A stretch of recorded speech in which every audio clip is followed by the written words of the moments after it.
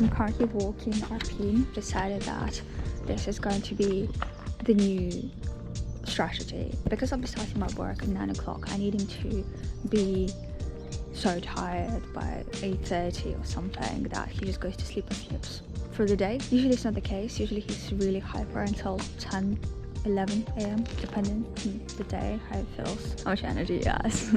But I really need this to be consistent, and they say that dogs thrive on continuity. They like to predict what's going to happen, like to know what's going to happen and all that. This is how you develop trust with them, and it helps with their growth. Anyway, this is going to be my strategy. Before, during the last week, I'd wake up, give him food. He would start waking up like later and later, and I'm really glad about it, and it's just continuing to happen. It is now 7 o'clock when he wakes up, as opposed to like 5, so that's good. Strategy before, last week, was to wake up, give him food, do the training whilst using food as reward, and that's it. And then I would assume that, well, once he's eaten and all, he would just go sleep, but it would never be the case. He would just want to play and do things. I would use different games that you do with your puppy when you're like you're hiding treats around the crate or on a colorful rug that we have, and he would just try to sniff them out, or like a little tug of war. But then again, that wouldn't be enough for him to like be totally knackered, and he would just like play around, and then he would eventually come down at around 10, but that's not going to work. So now the plan would be to wake up with him 7 o'clock, wherever works for me, do the usual obedience trainings, play a little game of like hiding treats around, hiding treats in the towel, then go out for a walk. Because he's a puppy, he gets tired very fast, and also on the walk he doesn't just walk. At the moment he's just like sniffing everything, and when they're sniffing they're using their brain a lot, and it tires them out a ton. So the plan is to go on 15-minute walks after this sesh, potentially like play with a ball or something during the walk. I don't know, I didn't take the ball with me. Make sure he gets as tired as he can be, so that by the time I need to get ready for work and actually work, he's done and he's like happily sleeping. Hope the plan works for now. Well, I'll take it with me. I haven't been filming much these days, and it's just a really weird reason. I have a few, and I think this reason's just excuses. First off, I feel enormously overwhelmed with the amount of things I'm trying to do throughout the day with the puppy, and also with, what's up, darling? Come, let's go for a walk. Let's go. I'm trying to do training Arpine on various things, making sure that he gets used to life with us. I'm spending time trying to like strategize for my new work and what I need to do before I join. I don't know, like freaking Excel training as well, like learning shortcuts, stuff like that, because I know one little thing can totally ruin the impression of me. Arpine, come. I don't know what he wants. He's just not walking anymore, and I'm like holding the cup and I'm recording, and I'm not sure what I need to be doing. Okay, let me figure this out and I'll come back to you.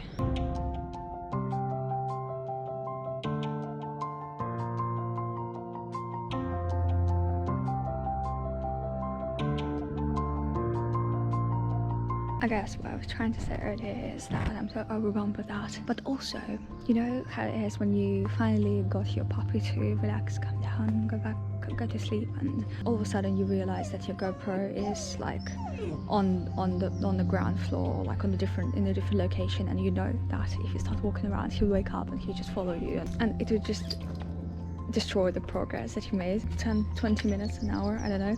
So yeah, for that reason and that reason alone, at times I just don't have camera on me, and I just can't afford to go to a different area where they has to pick the GoPro up, because I know I will be waking him up. Oh, you know what the most fucked up thing as well? When you walk your dog in the morning and you drink coffee, like sometimes you really need to go to the toilet and you are outside and he's like about to go, or like he wants to go, he's going. I'm gonna film it. If you don't watch it, don't watch it, but I think it's hilarious how he goes to the toilet. So like I want to go as well, you know. Do I stay? Do I go? I can't even, like, it's like that sticky situation. Right, picked up the poop, everything is good. I wanted to tell you that, I'm not sure if you know, but there's like a ton of dog training apps that you can download on your phone. Some of them are free, well actually the ones I've been checking out are costing money. But it's not too much. For example, the one I went for cost £30 a year, which makes it worth like, I don't know, £2 a month, which is nothing.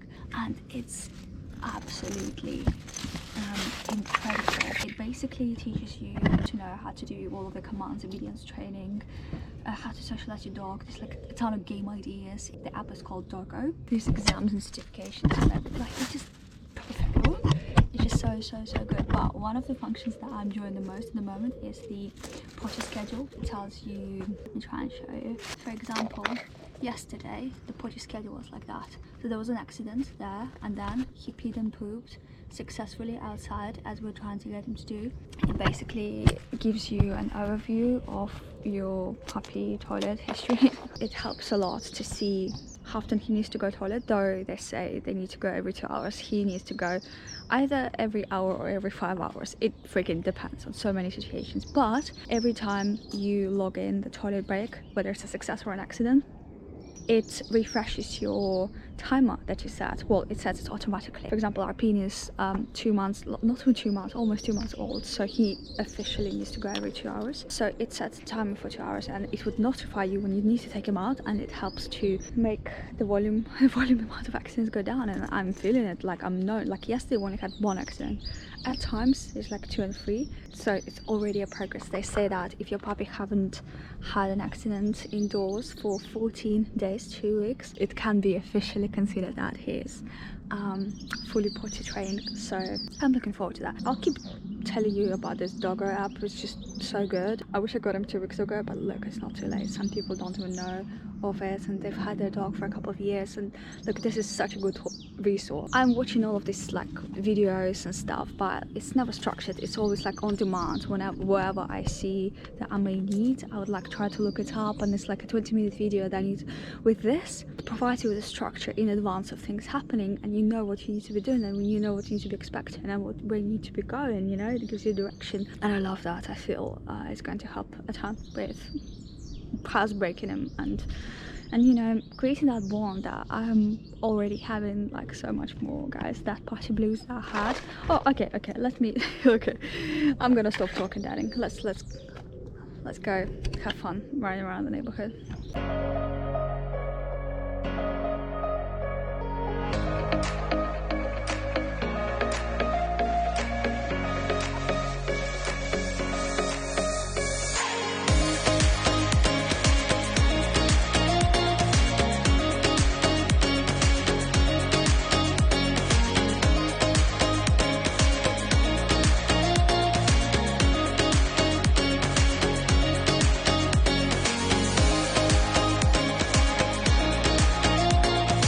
I'd like to take you guys on a training session, and today, well, right now, I'm training Arpine to be okay with the crate. So far, well, it's been 3 weeks. I don't think we've been good with crate training at all. In fact, we haven't done much of it because, I don't know, we're focusing on other things and just making sure that, like, other things are sorted, I guess. I don't know. Look, there's so much you can teach and train your dog to do and stuff, but crate training is one of them. It's one of the things that we want to have him comfortable staying in when we're not here. And I know that in general, it's always have to have a few options. Like, I know that some people don't like crate training. Some people feel like it may be, I don't know, confinement of an animal in this regard for your benefit may sound a bit, I don't know, off, you know, like animal cruelty of some sort, but I don't think so. I feel like it will allow him to be safe when we are not in a position to be able to look after him and ensure that he's safe. For example, when I'm at work or not at home, there's so many worries. I mean, of course you can always puppy-proof your house, but you can never ever be 100% sure that stuff is not going to happen. And I'd like to have that peace of mind knowing that when I'm not there, he's comfortable in his crate, which is his freaking Disneyland. It has everything inside, all of the games, all of the toys. I feel having that extra option to have your dog crate trained as well as not crate trained is always better than not having him crate trained. And then when he starts teething by the time he's 6 months old and he starts biting on all of the expensive furniture and items that you value highly, it's just going to be one of those things where crate training will come in extra handy, I think. Anyway, It's fun. It's fun. Crate training is fun. All of the training is fun. Guys, you have no idea. I have so much fun. It's so rewarding. At the beginning, I was really overwhelmed. I'm not denying that. It was a huge transition for me and my partner. And now that I'm taking directional steps with the app that I've downloaded, with like all of the articles and YouTube videos that I'm reading, it's becoming such a rewarding experience seeing how fast he learns to do what I want him to do, you know. But yeah, let's try and create training together, and maybe I can just continue filming various training sessions because I think it's fun, you know. I feel like maybe it will be like helpful to you, but also it will be very interesting for my family who's watching these videos who don't understand English as well. For example, my mom, and you know, I feel like she'll have a lot of fun watching this segments of my videos. So yeah, let's try and do that. Go great. Good boy. Good job. Good job. Good job. This is the second part of crate training, basically making him go inside and then closing the door, and usually he would start barking a ton and he would be like really whiny and stuff. And now I'm closing the door and I'm giving him treats for the crate, following the directions I'm getting from the app, and he doesn't mind. This is literally the first time I'm doing this type of training, and this is the first time he doesn't mind, and to me this feels like a huge achievement. But let's continue with the training session. I'm opening it, letting him out. I'm gonna take a sip of my coffee and repeat. Arpine, go crate. He's not too good with the command go crate because he doesn't know what it means unless I lure him in, but it's okay. Go crate. Arpine, go crate. Good job. Good job. Oh, now I'm gonna close the door and I'm gonna give him treats. I'm going full Zach Brown here. I'm not sure if you. Good job. Watch these YouTube tutorials, but I find them very helpful and very positive and very directional. And I just feel like I'm not alone. So I watch videos like that. Nothing happens overnight or over. Like, we want good results happen, I feel, very fast sometimes. And in situations like this, you just can't get that. It takes time. Now, do it one more time. Go crate. Good job. Good boy, Danny. I'm going to give him a high value treat, so not the usual kibble he gets, as an exceptional reward. Oh, so okay, don't worry. It's day 2, trying to get Arpine to be sleeping by 9 o'clock, my new work time, starting from next week. It's going really well. So basically what it is, I think I explained it yesterday, but yeah, I'm basically trying to get up with him 7:30, make him go to the toilet and all, train him a little bit, give him food and all, walk him, hoping that all of this exercise and all the stimulation, all of this will basically make him calm and sleep by the time I need to be working. And it worked yesterday. It was 9 o'clock. He wasn't sleeping, and today we went on a little bit of a longer walk, the longest we've been on so far, and I'm really hoping that he'll just go to sleep like right away, because yesterday I came back from the walk and then he still needed some other activity, playtime, before he won't sleep. And now I'm thinking I need to take a shower, I need to get ready, and I really need him to be sleeping. And I don't know, at the moment he seems like he's tired. He's like lying on the floor, lazily trying to bite on whatever is lying next to him. But I'm not quite confident yet whether he'll be fully asleep. If I'm to go take a shower now, he'll follow me and he will not be sleeping. So that's a problem. I'm not quite sure how to go about that. I don't know, I'll figure out. Oh gosh. You know, he's only 11 weeks old, 11 and a half. And we're on this walk and there's this really sexy maple cocker spaniel lady. He hasn't been socialized yet, you know, he hasn't been around other puppies yet. He just got his vaccination. I'm like, okay, he usually gets scared of other dogs, but this girl comes up to her, plays a little bit, and then starts full on humping her. And I'm like, what? He's just 11 weeks old. How's it even real? I expected him to be a little bit sexually active by, I don't know, 3 months mark, but I don't know, I'll need to read about that. And the thing is, if I'm to like sit here and do my work here, it will be good, but I need to be taking a shower and making a coffee, and this guy's gonna follow me around, so that's going to be a problem, unless he's like super tired from this walk. But let me try and see. I'm gonna go shower, gonna go shower.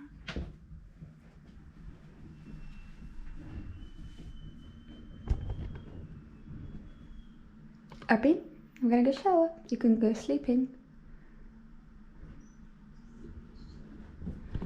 Okay, he will most definitely just sleep here now. The thing with him, he will just follow me around and then he will be where I am. Though yesterday was the first time where he just went and slept in the bathroom by himself because it was really hot in the room. And I was like, oh, so he is okay with going in a different room and sleeping there by himself. This was the huge achievement, the major progress. There's never been a time where he would just leave the room where you are in and go and sleep comfortably somewhere else. And he chose to, purely because it was a little bit hot in our room, despite the fan, despite everything. But he's sleeping here now, and I literally have no other choice but to take a shower while he's here. There's literally no other option, and I'm gonna go with it because I'm running out of time. You guys have no idea, today is just such a good day in terms of him sleeping through every single important meeting that I had at work. So I took him out in the morning for a 30-minute walk, let him run in the park, and then he came back and he was so tired. He went straight to sleep and at 8 o'clock, and that's never been the case before. He's usually very active until 10, 11. So he went to sleep and he slept through everything, and it's 11 o'clock now and I woke him up to go potty, but he was still sleeping. So it's just such an achievement. Yesterday though, guys, things got out of hand. He had 4 accidents indoors, all because, I don't know, the baby gate wasn't there or I wasn't there, and it just feels like, and it doesn't just feel like it is a major setback in the potty training, but we'll get there. I know it. He's very fast. Arpine, sit. Good boy. Oh my god, something else just happened. I basically left Arpine in the kitchen, closed the door because cats made a mess and there's food on the floor. Anyway, I left him in, closed the door, expecting the usual bark. And then I wasn't even thinking about it, I just closed the door. And then when I came back, he was just sitting there waiting for me quietly. And I'm like, what the... Like, I just realized that he wasn't barking. This is the first time he wasn't doing it, and I'm like, oh my god, is it truly getting easier, or is it just in my head, or am I trying to be like extra positive? I don't know, but it's definitely an up and down road, and I'm trying to celebrate the little achievements like that. It's making me very happy. In the room yesterday, this one and the other ones, and hey, don't rush. And waking up today was just a totally different level of experience, because I woke up to a really nice and neat and looked after house, and it felt so good, like just so good, not seeing mess around, not seeing things lying around, clean carpets, hoovered everything, no little bits and pieces of like the toilet paper thing that the cats and the dog played with. It just set my mind straight. It was so good, so good. So I'm right now very inspired to finish cleaning a few bits and pieces that a big issue in my head. For example, I spilled coffee on this carpet a few months back, and I'm trying to clean it now while I'm training Arpine, because I know that this thing will just make me so happy not seeing this coffee stain in his room. But also I'm so surprised he hasn't barked. He's been in the closed crate for the last quite a while. Actually a few minutes in the closed crate is a huge achievement as well. I'm waiting for him to stop barking anytime now, but let me... Oh, he's crying. Arpine, Daddy, don't be crying. Good job, look, such good job. Good job for staying and not barking and being cool, the closed crate. Now I'm just gonna continue cleaning for a bit and then open the gate door and get back to work.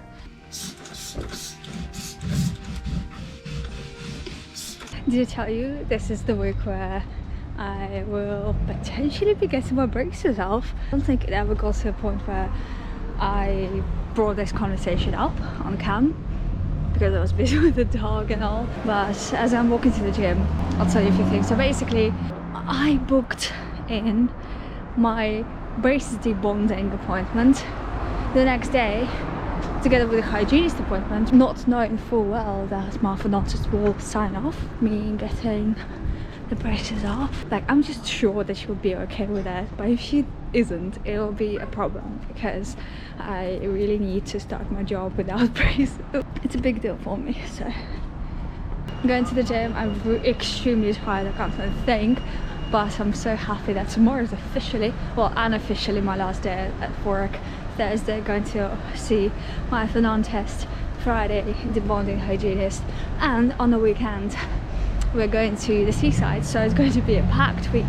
So after I get my braces off, I need to get a few fillings sorted and a crown and all, or 2 crowns.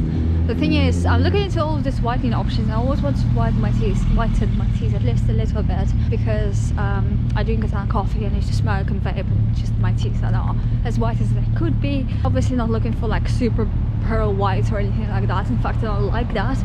But I think I'd like to get them whitened a little bit. And I was looking at all of these options and I'm like, I'm so tired. I've seen all like multitude of options and I just don't know what to choose. There's at-home kits that you get directly from sites where you just do everything yourself and whatever. You can get whitening options from like dental places. The one from the clinic I go to do my braces and like all the other dental treatment from. They also provide various whitening services where they'll give you like a pack whitening at home kit to whiten your teeth, and then you go for like an in-office session. I don't know, but the thing is, my problem is I don't know whether I'll benefit from it in a way that I don't know who to trust. I don't know which options will work and which won't, because there's just so many options. It's like going to like a food shop and seeing a ton of pasta choices in front of you, or sauces and stuff. There's just so much stuff, you don't know what to go for. That's the dilemma. Also the price of it is not. And on top of that, once I've done the whitening, I'd have to redo a few fillings, so that'll add on cost, you know. But then again, if I don't do whitening now and I go ahead with the crown and doing the fillings, the teeth built out and all, later on, if I am to do something like that, if I am to whiten my teeth, I'll have to redo the whole thing, because, you know, you have to. So I don't know. I really need to think about it very hard and figure out what the hell I need to be doing. You will not believe it, I just ran for 60 minutes, you guys, and I still had energy to continue running, but I was just like, look, I gotta stop at some point, right? The freaking Forrest Gump. I feel so good though. So good. I feel full of energy. I'm not like all dopey and want to sleep anymore. I'm so glad I came.